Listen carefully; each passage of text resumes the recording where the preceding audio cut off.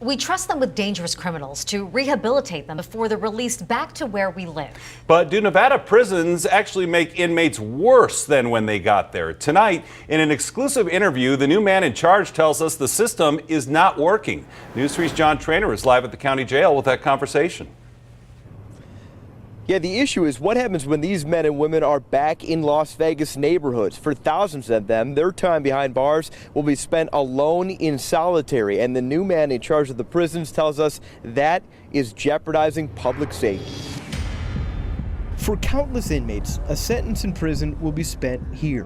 One cell, no cellmate, no radio, no television, alone.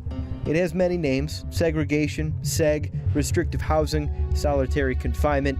You may have heard of the hole.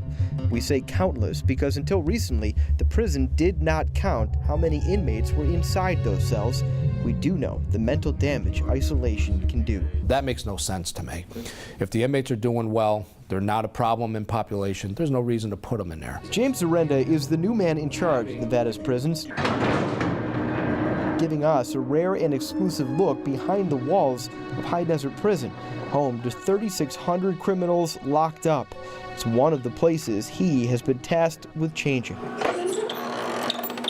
To get a good sense of what living in Nevada prisons was like, we talked to an inmate out serving 16 years for murder. We've hidden his identity. Officers would say, hey, this is the ultimate high. I could shoot a human being and get off 2 weeks with pay. The world of segregation said this inmate did more harm than good. He compared it to being treated like cattle.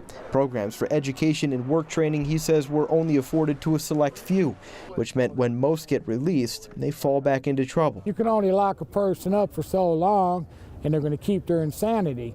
But eventually these people are going to expire, they're going to get out, and then what are they going to do? And that is exactly the question James Zarenda is now trying to answer. If we're doing something bad, I'm not going to hide it. The Nevada prison system is flawed. Zarenda will admit that. When I first got here, the mission of the agency was basically just we watch and detain offenders that are assigned to us by the court. Well, if that's all we do, I was telling the staff, they could get security guards to do that. Right. You know, we in corrections do a lot more than that. The director is taking aim at the use of solitary confinement. They're just going to be warehoused. You can't do that. If you think an offender is coming in bad and all you're doing is warehousing, he's probably not going to be any better when he gets released. And other common practices he finds archaic, like segregating inmates that are HIV positive from the general population. They are not allowed work release, jobs in the kitchen. They are housed alone. That stopped, I mean, part of the HIPAA law stopped in the 1980s, you know, identifying, letting people know who has HIV and actually separating them. But that was happening here. The prison no longer separates those inmates as a matter of policy. Zarenda is also tackling a policy that cost the system lawsuits and cost one inmate his life. In the Nevada prison system, until last year, the use of birdshot was considered non-lethal force. Guards fired it from shotguns as a way to break up fights, but no more. Progress one man sees as progressive and protective. When you start looking at segregation, our goal should be the immediate effects that segregation is for. Protect people immediately, but not leave it long term. The director wants transparency immediately, change quickly. Consider this, more than 80% of these men have sentences of less than 18 years. Soon they will trade a cell block for a neighborhood, prison dining halls for restaurants.